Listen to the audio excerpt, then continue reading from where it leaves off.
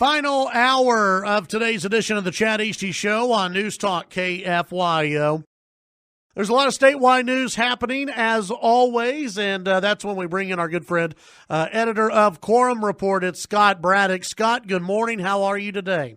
Morning, Chad. I'm well. How are you? We're doing good. We're doing good. It's another Monday morning, and there's in Lubbock. Yeah, everybody, clear your schedules. It's time for a city council meeting. That's right. That's right. All you have to do is show up at 8:30 in the morning. Yeah, I miss covering local government sometimes. In some ways, it's more interesting than state government. I'd say beyond. A lot of the things that happen during a legislative session. The local government impacts your life day in, day out, more than the state, more than the feds, and so it's very important for people to pay attention to. And you get some real characters in local government. Just an aside, I was lamenting the fact that I'm not in Houston covering the crazy mayoral race that they have going on. It's absolutely nuts. It's so over the top. Accusations of this and that, and who can keep up with all of it. It's the same frequency of quote unquote scandals you see at the federal level, but right there in your home city. Well, okay. Well, go with that a little bit because that is for the November 5th election, that's one of those issues besides the constitutional amendments that's on the ballot. And a lot of people are going to be, I think, paying attention to what happens in that race.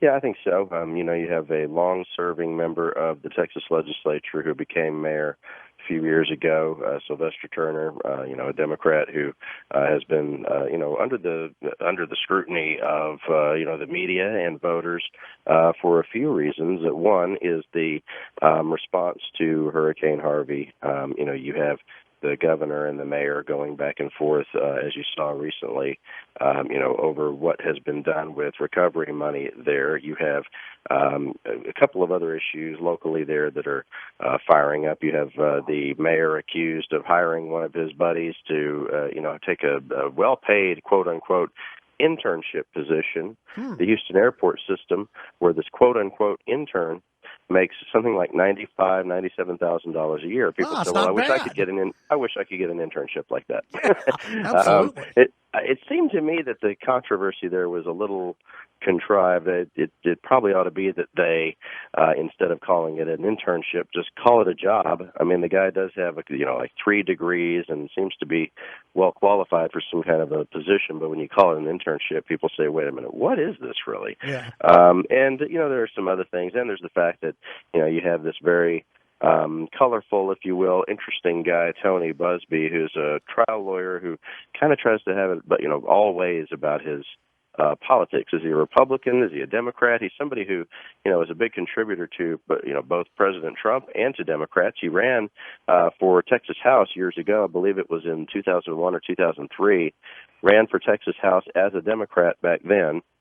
Then later on his Facebook page, you see him buddied up to President Trump. It's Tony Busby. And just an interesting character, and I guess he's having some sort of, while you have a surprise city council meeting in Lubbock today, Busby is having, one of his pop-up news conferences in Houston where he's announcing what he called the findings of his big investigation into the mayor. And who knows what he's saying, but it's always something. Houston politics is always over the top, so I kind of miss covering that. Yeah. Any other races? I mean, I think everyone's familiar with the constitutional amendments election.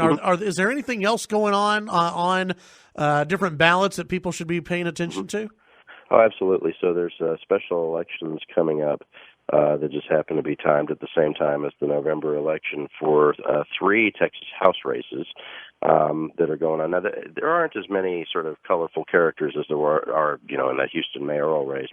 But I think that, and I mentioned this in the note that I sent to you this morning, I think that at least one of these races for Texas House, the special elections, I think one of them will maybe provide some clues into what may happen in 2020 because it's in one of these areas where the Republican won his race in 2018, by a slimmer margin than had been happening before. This is down in Fort Bend County. John Zerwas, who is the retiring chairman of the House Appropriations Committee, he's the former it's weird to say he's been in the House so long. He's a former member now. He took a job with the University of Texas system. There's a special election to fill that seat. There are several Republicans in that race. This is down in, Sugar Land area, Richmond, Rosenberg. As we've been talking about here on the show, it's those areas of the state that may be in play. Places like Fort Bend County, Collin County, Denton County, the suburban parts of Tarrant County as well, where Fort Worth is. And so what happens here could tell us a lot, or it could here's one mistake that some people make, Chad.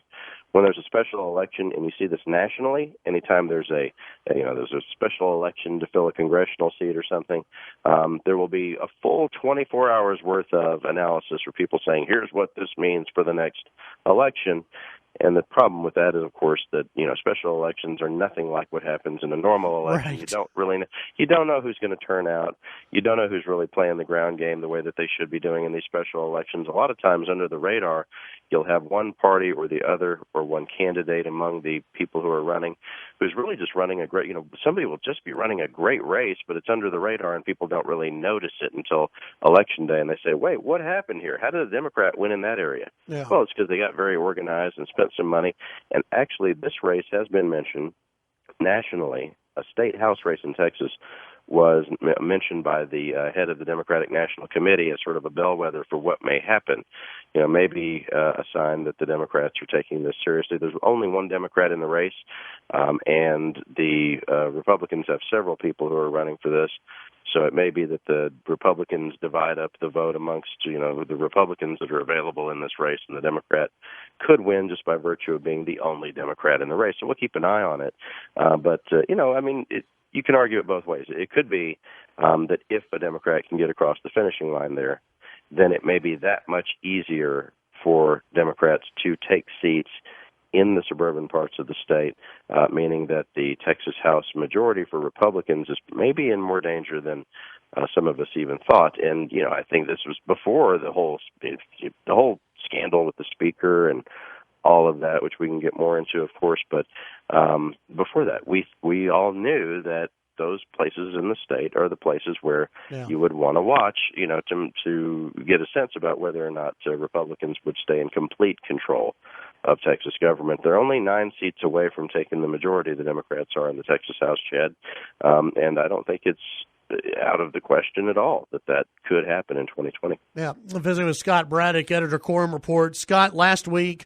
I think that a lot of voters are probably sick and tired of hearing about Bonin, but there are some political ramifications still about all of this. I had Matt Mackowiak on my show last week, and it was interesting because Matt had talked about Bonin's an announcement that he wasn't going to come back.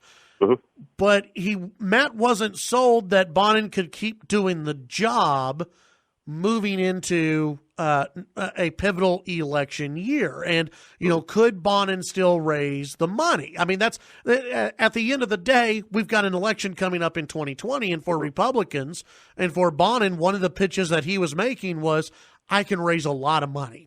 And I can keep dishing that money out. There's an editorial, I think, in the Dallas Morning News that came out over the weekend that said, do you really want to take money from Bonin at this point? And if you're a Republican, do you want to take that money? Is this thing over? I mean, do you think you're going to keep seeing Republicans come out and say, no, you need to go now? It's a situation where that could happen. I think that Republicans are going to hold their fire for a little while and see what the fallout is and how things shake out from the announcement last week that Bonin won't run again.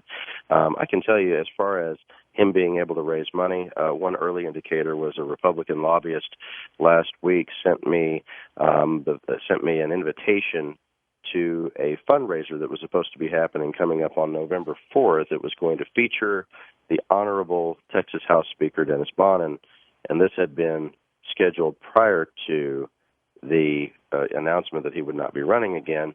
And then there was an update to the invitation, and the update said this fundraiser has been, quote, postponed. So it's not happening now. And this Republican lobbyist said, it kind of sounds to me like when a candidate for president will suspend their campaign Right. They're not coming back. They don't unsuspend the campaign, right? Yeah. I think, look, the problem with the bond deal for Republicans is, and as we have talked about many times on this show, voters may not care about the details of this. They may not care about the way it all unfolded because speaker politics is generally an insider's concern. All of the things that happened that really led to him having to say he's going to step aside, it's all the stuff that he said about other members of the House. It's member to member. Those are the people who care about this. For the general public, you're right. I think people could just sort of forget about this. They might be tired of hearing about it. In some ways, they may have kind of forgotten about it already. But for the 149 members of the House, it's very personal that he was bad-mouthing them and then lying to them about what he had said. That leaves Republican leadership in a weakened position. Remember, coming out of the session, the whole narrative was supposed to be united Republican leadership gets results. And you saw those videos online of the governor, lieutenant governor, and the speaker. They'd either be, at the governor's mansion or at the Texas Capitol, talking about school finance, property taxes, and all of that. And now they can't even show those videos, Chad. You can't show the big three because one of them is now disgraced and is having to step aside. And on the question of raising money, that invitation update to that fundraiser gives you a sense already that big money donors aren't going to want to pony up and give any money to the speaker who's now been disgraced. And heading into a year in which the Democrats may well be as competitive as they have ever been in at least 25 years, what you need is a team that is battle ready. And instead, you have a governor and lieutenant governor who are pretty strong and are committed to moving forward to try to protect the majority in the House. When Speaker Strauss was there, he would move money through the Associated Republicans of Texas. He had millions of dollars in the bank, just like Bonnen did. But Strauss didn't have the problem of being the, quote, disgraced speaker that Bonnen has. And so do people want to take that money from him? Could they form, here's an idea, they could form, some other PAC and take that money and transfer it. If Bonnen is really serious about helping Republicans maintain the majority, he could take himself out of the equation, move the money somewhere else, although he did badmouth both Texans for Lawsuit Reform, which, backs up Republican candidates, as well as the Associated Republicans of Texas, which, works to support Republican candidates in November. He kind of alienated those groups with some of the things he said on the tape, like he alienated a whole lot of people. But if you take that money, move it somewhere else, and give it to some other House leaders, maybe some of the House Republican chairmen, to sort of lead that pack and support Republican candidates next November, that might be some way that they could use those resources in a way that takes Bonnen out of the equation. Who knows what they'll do and whether he can find it in himself to really be self-sacrificing and give up the control of that cash. Yeah. Very interesting. It's something to watch for as we move closer to 2020 for sure. Scott, tell folks what they can find at Quorum Report.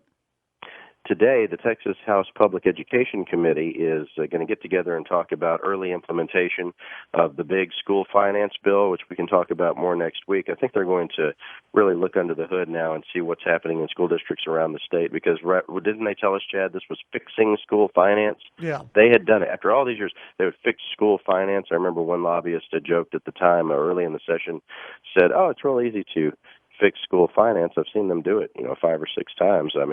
But we'll see what they come up with today, what they say about what's happening around the state. And we'll also, of course, keep track of everything happening with your state government. And you can sign up for our free email alerts to know what's happening in real time, anything of consequence with your state government at quorumreport.com. Sign up for the free emails there at quorumreport.com. All right. As always, Scott, appreciate your time, and we'll talk next week. Thanks, Chad. Talk soon. That's Scott Braddock, editor, Quorum Report.